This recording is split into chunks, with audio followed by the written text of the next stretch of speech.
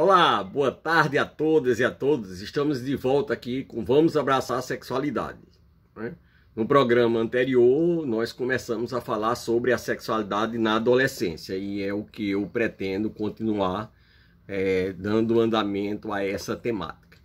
Nós falamos das evoluções biopsicossociais, né? Nós falamos sobre o movimento, né, dessa estrutura, né, em que o adolescente entra nessa fase ainda, não é, sem ser mais criança, mas ainda entrando numa fase ainda de imaturidade. Por isso que aparecem muitos conflitos, aparecem muitas dúvidas, muitas inseguranças. Nada disso é anormal, nem dá o direito de a gente chamar de um período de aborrecência, porque na verdade o que a gente tem é um período de transição entre o mundo infantil e o mundo do adulto. Mas, na verdade, todo adolescente traz em si as marcas de sua infância. Ou seja, como ele foi educado, como ele foi desenvolvido, como o processo de construção de sua afetividade, de suas emoções, não é, se deram no campo, né, da família, prático e simbólico, porque ele tanto passa pela forma como a gente trata, como pela forma como a gente lida com a situação das crianças e também como a gente tem uma relação estabelecida. E a gente sabe que isso está, lamentavelmente, um pouco fragmentado, não é, em função, né, nas classes populares, das pessoas trabalharem o dia todo e os filhos ficarem sendo criados pelos mais velhos, pela vizinhança ou no meio da rua, como em muitas comunidades eu já verifiquei isso em prática.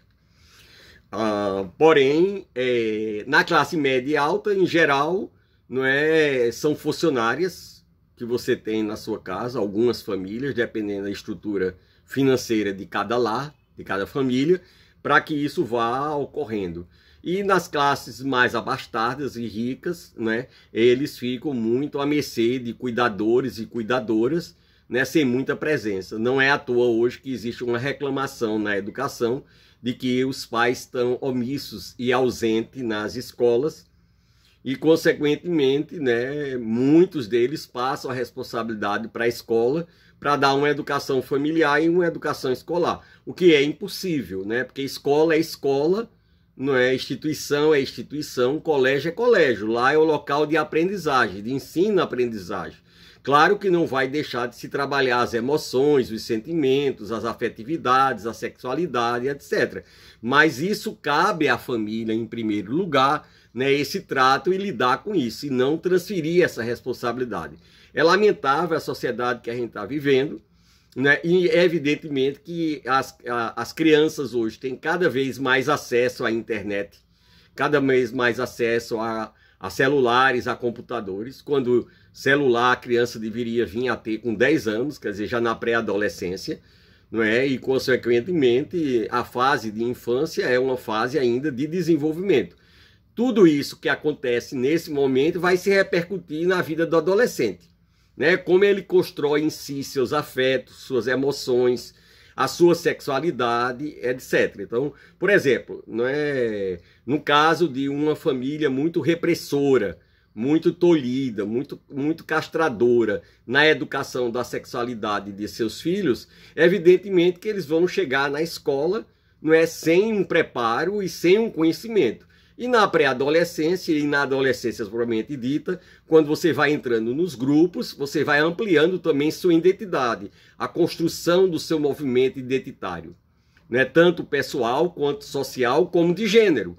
E evidentemente que sem essas aprendizagens anteriores, né, há lacunas que, né, nem sempre podem ser preenchidos pela escola, porque a escola não tem esse tempo, nem tem essa função.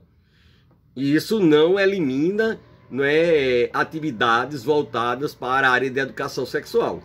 Quanto mais a escola favorece esse processo, não como disciplina, mas nas aulas, nas disciplinas, na educação física, nos esportes, etc., mais facilidade tem um jovem de ir superando suas lacunas, suas dificuldades. Porque a gente tem todo tipo de pré-adolescente e adolescente em termos de comportamento na escola. independente da classe social, independente do gênero, independente da raça, independente da etnia, as escolas estão abertas a todo um público de pessoas. E essas pessoas vão trazer seus desenvolvimentos, seu crescimento também, seus não crescimentos, seus ranços e etc.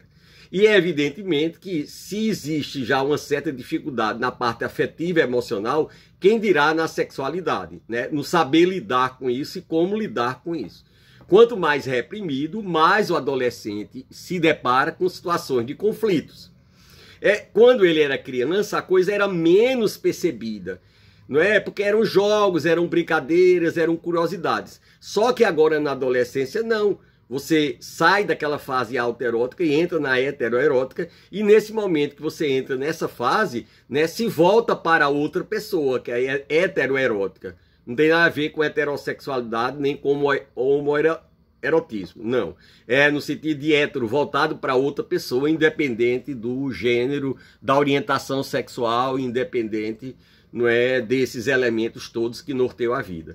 Consequentemente, esses jovens, meninos e meninas, transgêneros, travestis, o que for, vai se deparar, vai ter problemas, consequentemente, em toda a sua vida, não é? Se também a escola não facilita esse processo de educação sexual. Daí porque a minha insistência nessa atividade também na escola.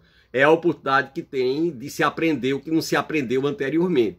E até de também aprender, não através da repressão, não através do bloqueio, não através, né, da interdição, mas sim através do limite, o que a gente pode e o que a gente não pode, até onde a gente pode chegar, até onde a gente não pode chegar. Como esse jovem ainda não está elaborado intelectualmente, né, cognitivamente, não está elaborado ainda suficientemente suas emoções, seus afetos, etc., muitas vezes gera conflitos, né? Às vezes a insegurança do que é que eu sinto. De repente, um menino sentir um sentimento em relação a um colega, uma menina sentir em relação a uma colega do sexo feminino. E isso gera confusões. Isso não vai caracterizar o homoerotismo, mas vai gerar essas confusões em função, e esses conflitos em função dessa não identificação ainda completa, que vai se processando até a vida adulta e também na vida adulta. Não quer dizer que na adolescência não apareça já comportamentos homoeróticos, transgênero ou travesti, porque isso pode acontecer desde a infância. Mas, consequentemente, que ainda não é elaborado o suficiente para poder você dizer, né, qual seria a orientação sexual daquela pessoa. A gente tem que ter calma e paciência, acompanhar, cuidar, não é, desenvolver uma boa comunicação saudável, empatia para com esses jovens, porque os conflitos são, né, grandes nesse momento. De repente também o menino se apaixona por uma menina, a menina se apaixona pelo menino e um não quer saber do outro. Aí vem o primeiro sentimento de perda. Como lidar com esse sentimento de perda? Né? Se muitas vezes isso não foi trabalhado na sua infância, isso não foi desenvolvido, né? Por essa falta de proximidade, por essa falta, né? Então, lembrando que eu não tô culpabilizando a família ou quem crie, eu estou apenas colocando que temos muitas dificuldades, muitas vezes porque essas pessoas também foram educadas de uma maneira muito repressiva, de uma maneira muito tolhida. Em função disso, é difícil para elas também passar. Mas a gente tem as orientações já dadas. Procura quem sabe, procura alguém da família, procura alguém que possa ajudar, evidentemente. Porque a gente tem que aprender a lidar com essas situações e aprender, não é, que essas situações são normais e naturais, fazem parte da vida.